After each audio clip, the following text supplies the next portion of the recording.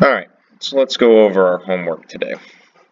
Okay, so a couple of things that we need to recognize is when we have our difference of squares. And again, difference of squares is when we have two terms, both are perfect squares with a subtraction sign in between.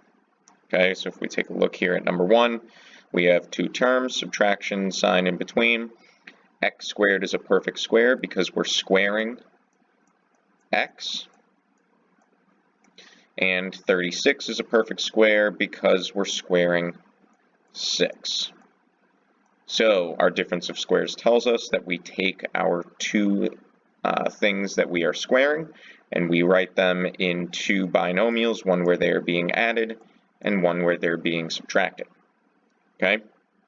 Same thing with number 2, same thing here with number 3, but again in number 3 here, again, two terms, subtraction sign in between. What am I squaring to get 16y squared?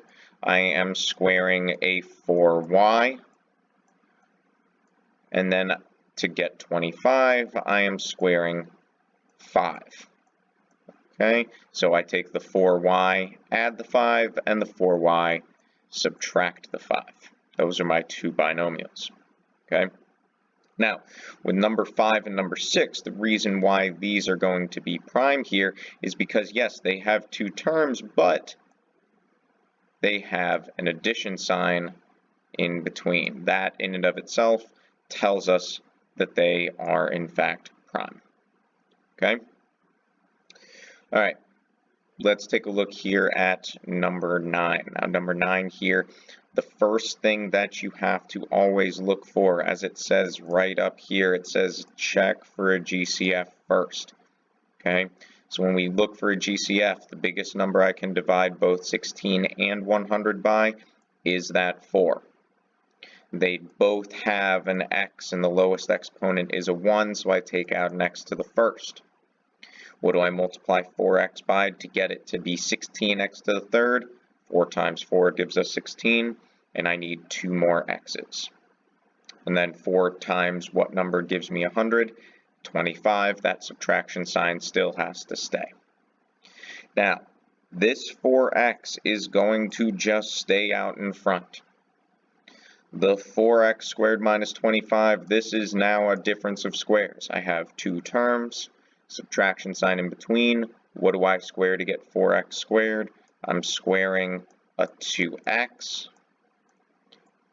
And what am I squaring to get 25? I'm squaring 5.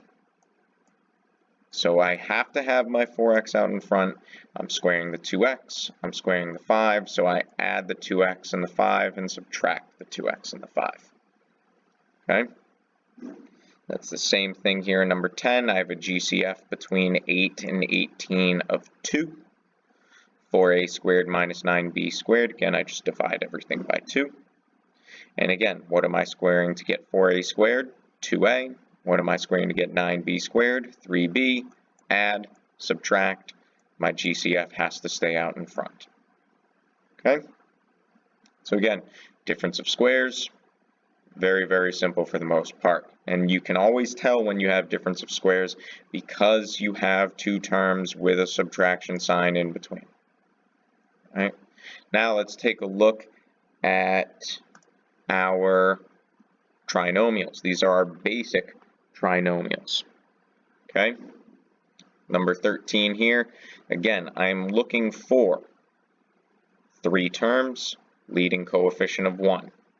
When I have a leading coefficient of 1, all I need to do is ask myself what two numbers multiply to give me this third value, what two numbers multiply to give me 6, but add to give me the number in between, 5. So what two numbers multiply to give me 6, but add to give me 5? In our case, that is that 3 and that 2. That's why I have an x plus 3 and an x plus 2.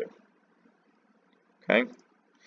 Let's take a look here. Let's look here at number 17, because again, these were both positive and positive, so both of my numbers inside had to be positive. If I'm looking here at number 17, okay, I have a negative inside, I have a positive on the outside. Okay, that means that the two numbers that need to multiply have to give me a positive value. They have to give me a positive 8. But when I add them together, they have to give me a negative 6. Okay, now because they are adding to give me a negative, that means that they have to both be negative in order for them to multiply to give me a positive. I know that because when I have a positive value for multiplication, either they're both positive or both negative. So, what two numbers multiply to give us 8? 1 and 8, 4 and 2. 4 and 2 are the only ones that give me 6, but again, they both have to be negative. That's why we have the y minus 4 and the y minus 2. Okay? So again, when you have a positive value of c, either both are positive or both are negative. Okay? All right. Let's look here at number 19. Now, number 19, I have a negative value here, negative 1. Okay, a negative 1 and a negative value here for c.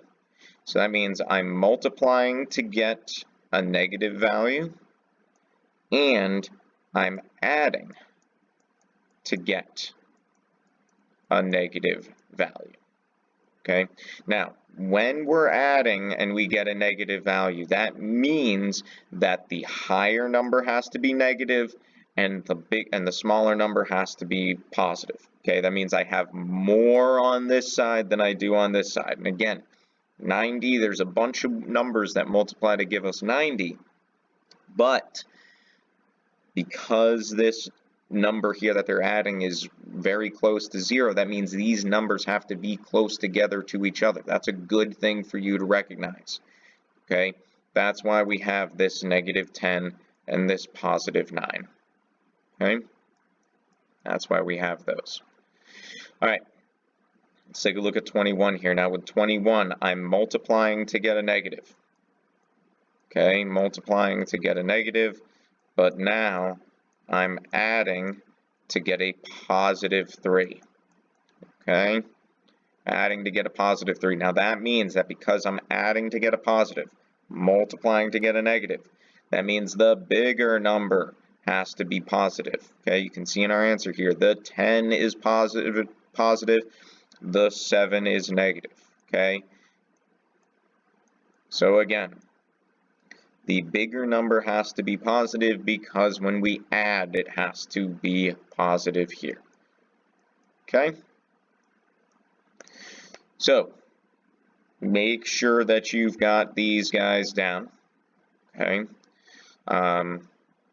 Let's go ahead and move on with our lessons for the day. Okay? So, multi-step factoring. If we got through this already the other day, great. Go ahead and continue on and move forward into the next part of the lesson. Just go ahead and scroll on forward. If we did not, then stick around and let's go through these. Okay, so multi-step factoring, looking for a GCF, then factor the trinomial. Okay, and this is extremely important. We have to look for a GCF first. Okay, no matter what method we're doing, whether we're doing grouping, whether we're doing a difference of squares or basic trinomial, we have to look for a GCF first. Okay, so like if we look here at number 31, I'm looking at my coefficients 4, 12, and 8.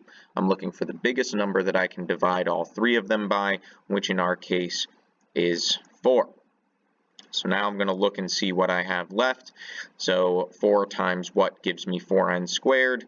That's that n squared. 4 times what gives me positive 12n? That's a positive 3n. And then 4 times what gives me 8? That is our positive 2. Okay? So now, this GCF, just like when we did difference of squares, that GCF is going to remain. Okay, so I'm going to leave that GCF out in front. Now I have to look at what's left inside. I have 3 terms with a leading coefficient of 1. That tells me I have a basic trinomial. So I'm looking for the two numbers that multiply to give me 2, but are going to add to give me 3. And two numbers that multiply to give us 2, there's only 2 of them, and that's 2 and 1, and 2 and 1 do add to give us 3. So that tells us that our two binomials are n plus 2, because it's a positive 2, and n plus 1, because it's a positive 1. Okay? All right. Let's take a look here at, let's look at number 34 here. All right, with 34, I'm looking at my coefficients first, 3, 30, 63. And again, a good rule of thumb here is that we always want to check to see if this leading coefficient is the GCF, which in our case it is between 3, 30, 63. They're all divisible by 3. So we're going to take out a 3 here. Now what we can also notice is that every single term has an a, and the lowest exponent is a 1. So our entire GCF is 3a. Now the 3 is taken care of, so 3a times what gives me 3a to the third. That's an a squared, because I need 2 more a's. 3a times what gives us 30a squared. 3 times 10 gives us our 30, and I need 1 more a. And then 3a times what is going to give us our 63a. The a is taken care of. All we are left with here is a 21. Okay? And again, the GCF is going to stay on the outside, so our 3a remains. And now we're going to multiply, or we're going to factor our basic trinomial, okay? Because the leading coefficient of 1, I'm going to look to see what two numbers multiply to give me 21, but add to give me positive 10. Two numbers that multiply to 21 but add to 10 are 7 and 3. Again, both positive because I have two addition signs here. So that tells me that I have an a plus 10 and not an a plus 10, sorry about that, an a plus 7 and an a plus 3. Okay? Sorry about that box there, but again, that's a 3a, and then an a plus 7, and an a plus 3. Okay? All right, so that's our multi-step factoring. Now, let's go ahead and take a look at what happens when our leading coefficient is not equal to 1, okay? But it is, in fact, a positive, for the most part, a positive whole number, okay? So, if a cannot be factored out of the GCF, so if we look at the ones that we did here, our value of a was 3, that could be factored out to leave us with a leading coefficient of 1. If we can't do that, we have to use what's called the slip and slide method.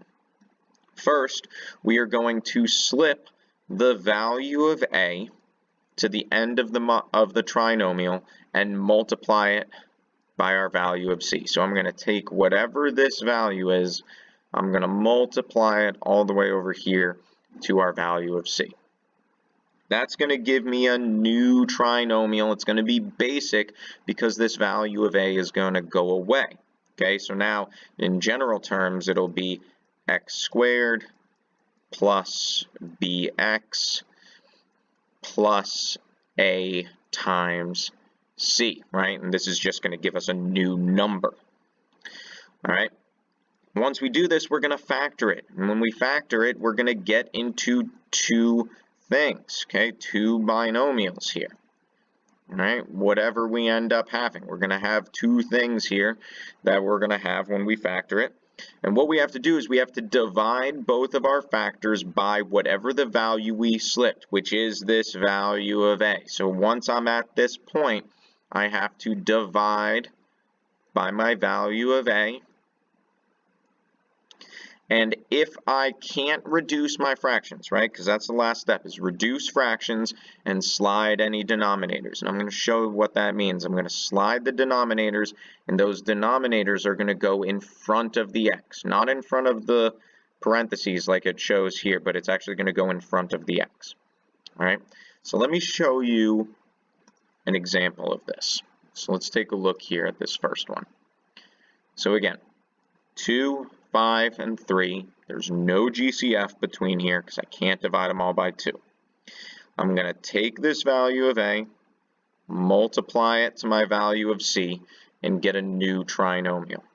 My new trinomial now becomes x squared plus 5x, and then 2 times 3 gives us a positive 6.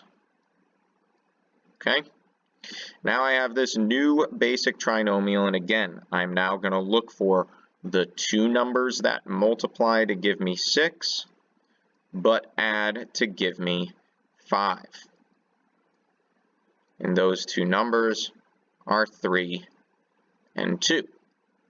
Okay, so now I have my factors of x plus 3 and x plus 2. Okay, now that last step that I told you right here says reduce your fraction, or divide both of your factors by the value of a, right? That's the next step. So my value of a was 2, so that means I'm going to divide both of these factors. Notice I'm not dividing the x, I'm just dividing the number by my value of a. And I'm going to reduce these fractions, okay? 3 over 2 does not reduce, but 2 over 2 does reduce, and it reduces to 1. Okay, so this one reduces to x plus 1. Now again, 3 over 2 does not reduce, so this last step of slide any denominators up next to the variable, that means, once the wrong one, that means this 2 is going to slide in front of the x, so the other factor becomes 2x plus 3. Sorry about that 2 there, kind of got away from me. Okay, so it should be 2x plus 3 times x plus 1. Okay, and again, the reason why it ends up being this way is because if we go through and we do our distribution, 2x times x gives us this 2x squared that we started out with. That's why, because that 2 has to be there, it has to show up somewhere. Okay? All right, let's do another one here. Okay? Another one, number 2, 5, 17, and 6. I cannot divide everything by 5, so I'm going to take the 5, multiply it to the 6. So that gives me a new basic trinomial of m squared minus 17m, and then 5 times 6 gives us a positive 30. Okay?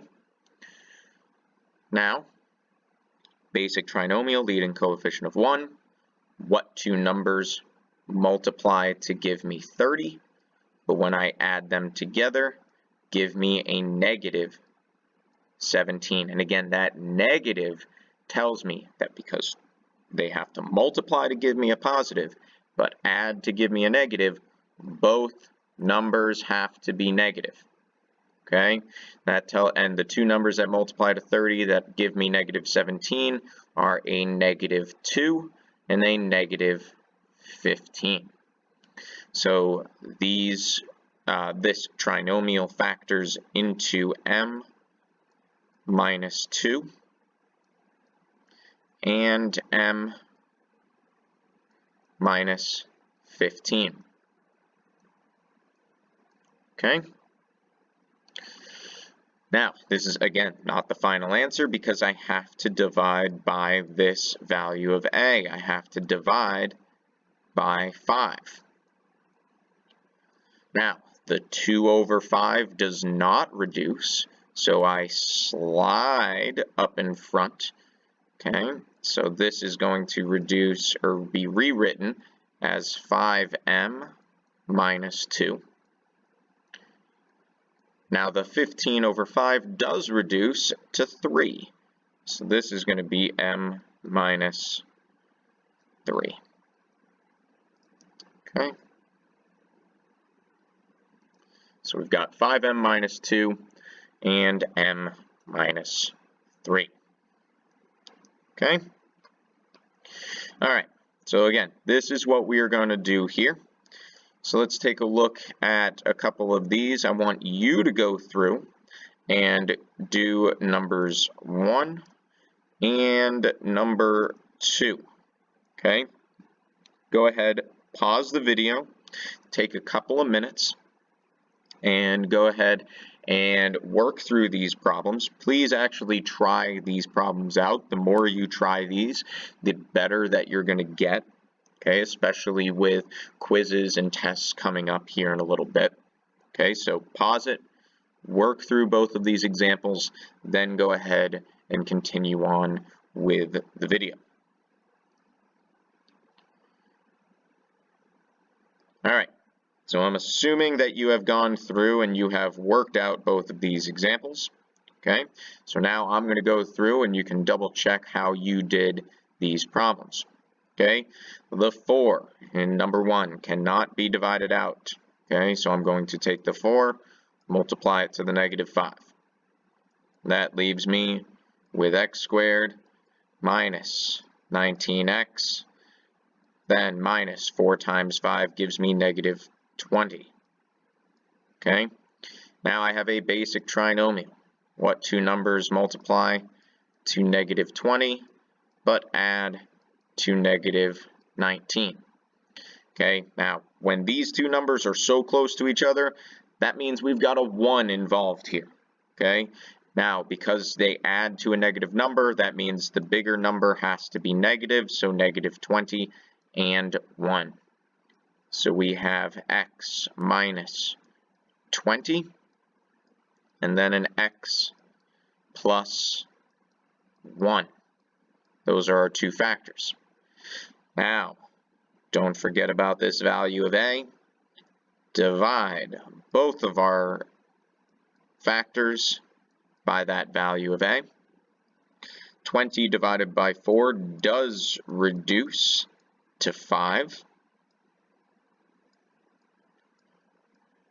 And the 1 over 4 does not reduce, so I'm going to slide that 4 in front of the x to give it 4x plus 1.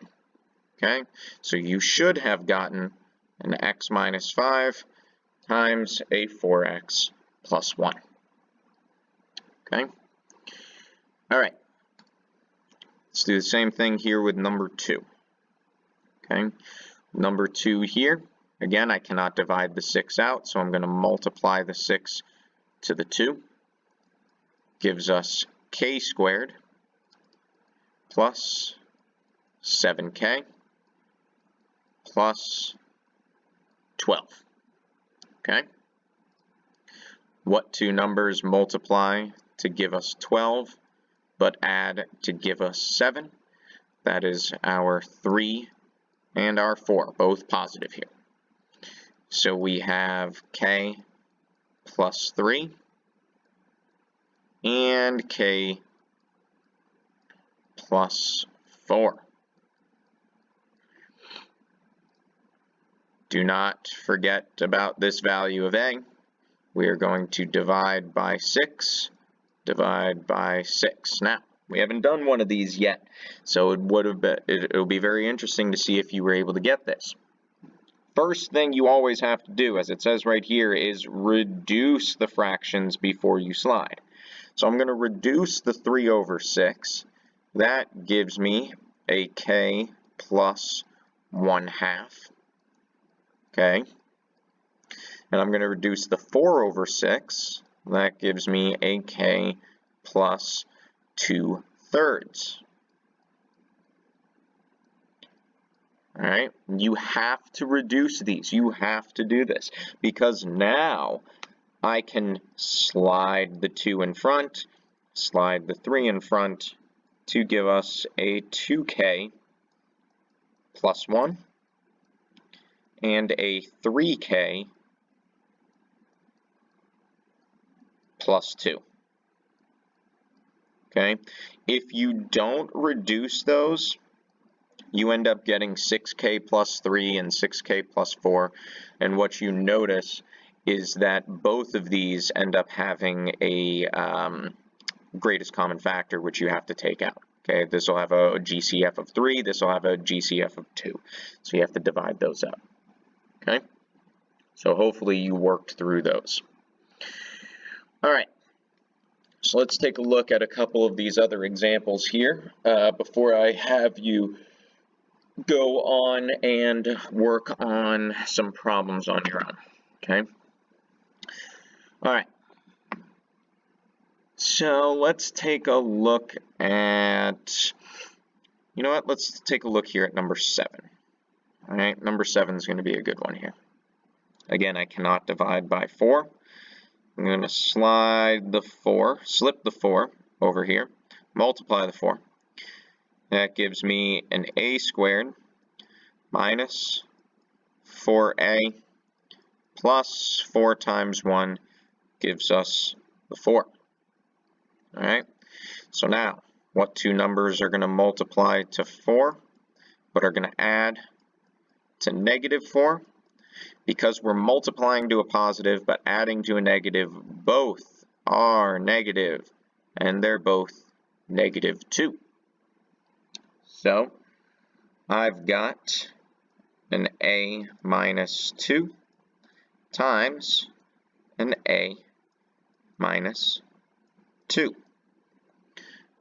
That's pretty good. Do not forget about this 4 though. Divide by 4, divide by 4. Okay, let's reduce our fractions. 2 over 4, both reduce to 1/2. So we have a minus 1/2 and a minus 1/2. So I'm going to slide the 2 in front to give me 2a minus 1 and 2a minus 1.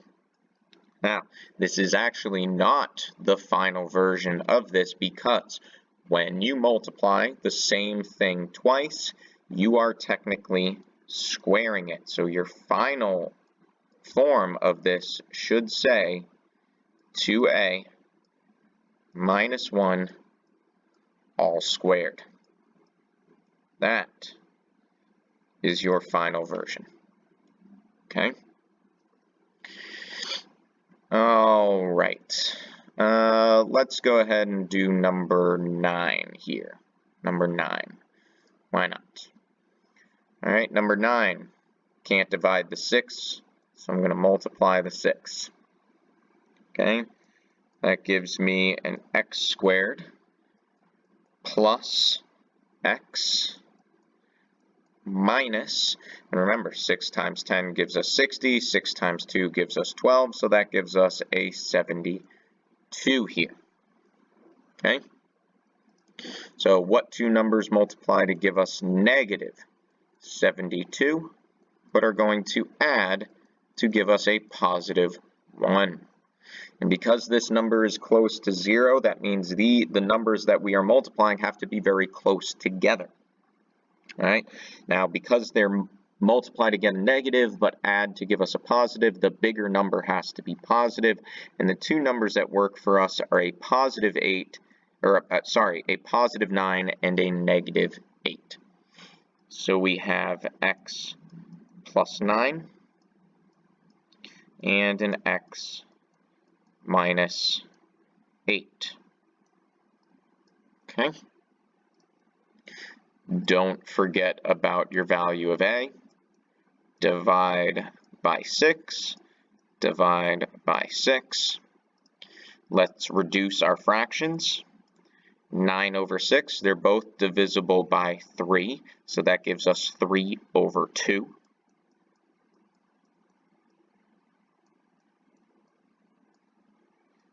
And then 8 over 6, they're both divisible by 2, and that gives us 4 over 3.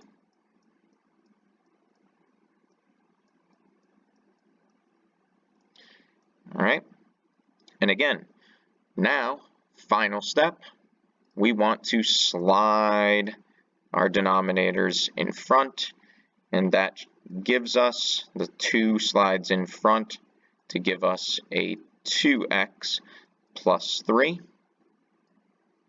and the 3 slides in front to give us a 3x minus 4. Okay?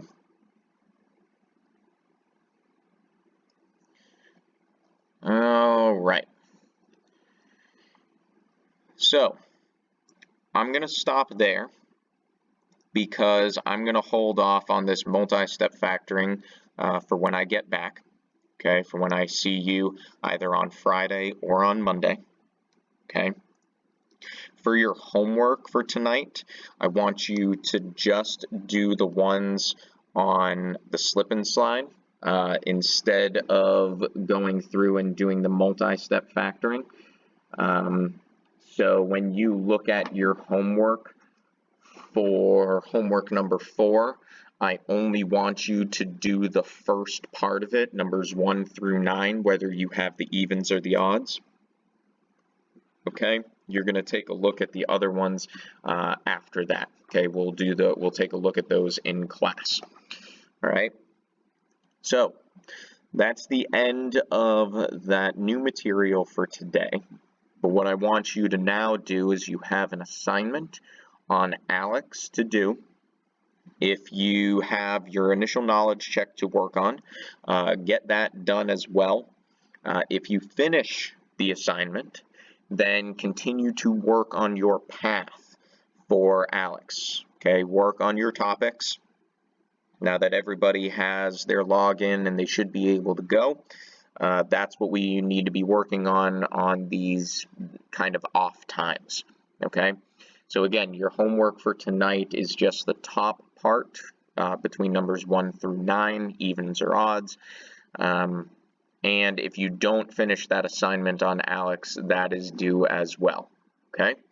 So I will either see you guys on Friday for a B day, okay? Or I will see you on Monday for an A day, all right? I will see you guys later.